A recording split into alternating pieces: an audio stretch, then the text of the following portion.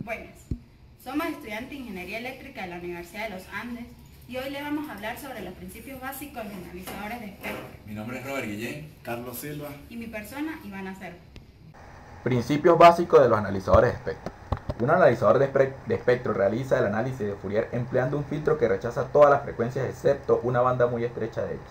La señal de entrada del instrumento es desplazada en frecuencia mediante una onda senoidal obtenida de un VCO de una frecuencia que varía continuamente entre un mínimo y un máximo prefijados, de forma que la frecuencia central del filtro sea recorrida por las componentes de frecuencia de interés.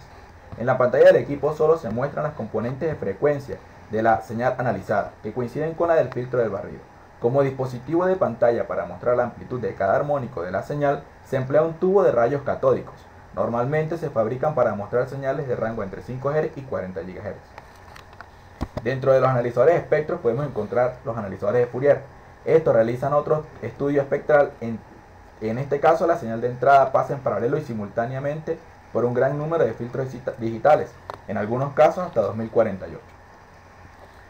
Finalmente, el analizador de ondas emplea un filtro sintonizable muy semejante al de un analizador de espectro convencional. Sin embargo, se selecciona y ajusta manualmente la frecuencia de interés.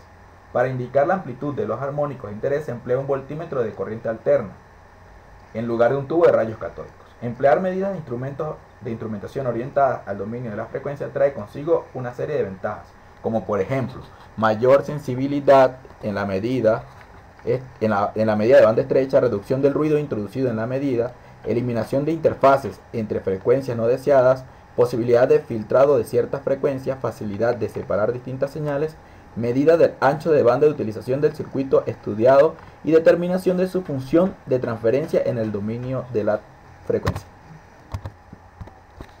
Usos de un analizador de espectro. Entre los usos más comunes podemos encontrar la distorsión armónica y no armónica y productos de distorsión, señales presentes en mezcladores, señales de modulación AM y FM demoduladas, pulsos, potencia de ruido y radiaciones espurias.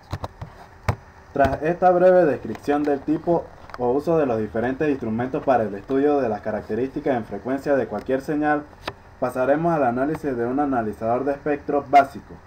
El funcionamiento de un analizador de espectro es el siguiente. La señal de entrada que se desea analizar es trasladada a una frecuencia intermedia FI más alta por medio de un oscilador local interno senoidal y sintonizable. Al comienzo del diagrama de bloques aparece un atenuador, un amplificador y un filtro paso bajo. El atenuador y el amplificador se introducen con la intención de controlar el nivel de la señal aplicado al resto del analizador. Si el nivel es demasiado alto, la señal se distorsiona por los circuitos del analizador. Y si es demasiado pequeña, la señal puede ser enmascarada por el propio ruido presente en el instrumento. El filtro LP es conocido como filtro de imagen. Si no se incorpora, podría entrar en el mezclador frecuencias indeseadas que posteriormente serían trasladadas a la frecuencia intermedia y provocarían una lectura y medida errónea. Para presentar la amplitud de los distintos armónicos, se realiza el filtrado paso bajo de la señal proveniente del detector ubicado tras el filtro FI. Este filtro paso bajo es conocido como filtro de video y se emplea para suavizar la respuesta que se muestra en el display. El paso de la tecnología analógica a digital implica la utilización de microprocesadores y la introducción de displays digitales.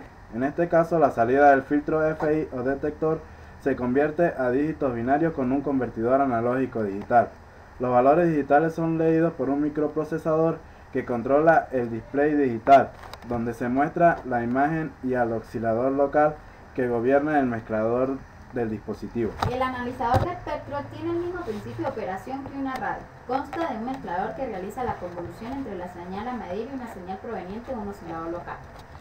Todas estas componentes pasan a través de un filtro pasabanda cuya frecuencia es la frecuencia FSUI igual a la frecuencia del oscilador local menos la frecuencia I.